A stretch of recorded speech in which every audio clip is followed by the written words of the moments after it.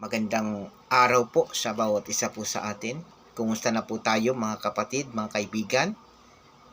Sa oras po ito at sa pagkakataon pong ito ay tayo po ay magbabasa ng talata at ang talata po na ating ibabahagi sa inyo ay matatagpuan po natin sa aklat po ng Awit 138 talata 1. Ganito po ang ating mababasa. Ako Yahweh, buong pusong aawit ng pasasalamat. Sarap na ibang Diyos, pupurihin kitang ganap. Napakabuti po at napakaganda ng talata na ating binasa, ang sulat ni Haring David. Ang aklat po ng awit, ito po ay pagtuturo sa atin ng pagpapasalamat natin sa Diyos or our thanksgiving to God.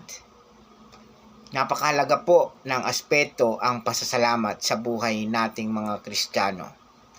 Ang pagpapasalamat po ay una po, nagpapasalamat tayo dahil sa ang Diyos ay nag-ibig at minahal tayo unconditionally.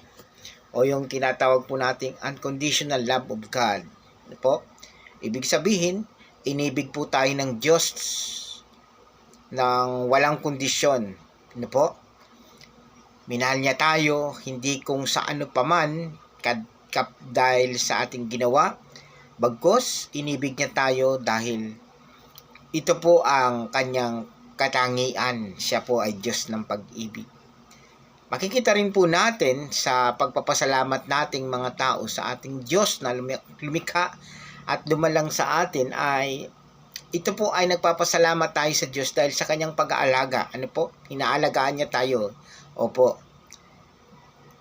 God take care of us.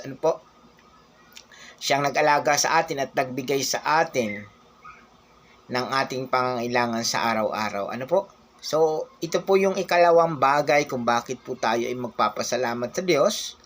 Dahil po siya po ang Diyos na nag-aalaga sa atin at siya yung Diyos na nagkakaloob at nagbibigay ng ating mga kailangan. Ibig sabihin, our God is our provider. Siya yung nagpo-provide sa lahat ng ating mga pangangailangan. Pangatlo pong dahilan kung bakit po tayo ay magpapasalamat ay sapagkat dahil sa pagpapatawad sa atin.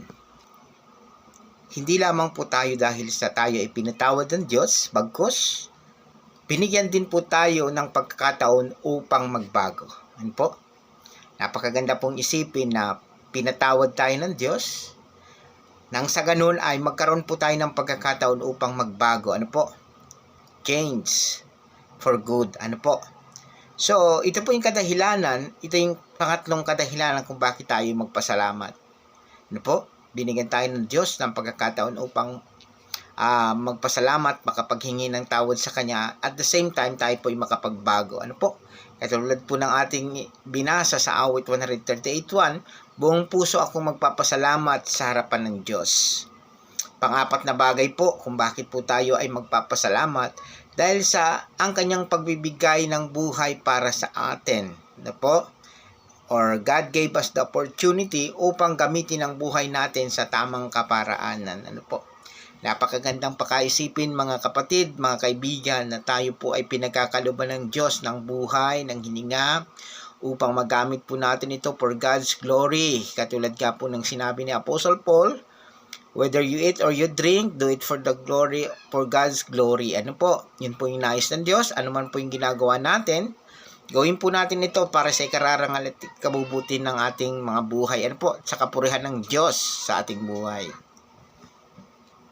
Ikalima po ay nadahilan kung bakit tayo magpasalamat sa Diyos ay dahil sa tayo po ay binibigyan niya ng kalakasan. Sa panahon ng pagsubok at hamon sa buhay, ang kalakasan ng Diyos ay nananatiling tapat at magagamit po natin. Ito po ay biyaya ng Diyos. Sa huli, dapat po tayo ay magpasalamat sa Diyos upang makita natin ang kanyang kabutihan, ang kanyang pagmamahal sa atin, at upang magkaroon tayo ng lakas at pag-asa at upang harapin natin ang hamon ng buhay. So yun po, maraming salamat po sa inyong panonood at pakikinig ng Facebook. Pagpalain po tayo ng ating Panginoon.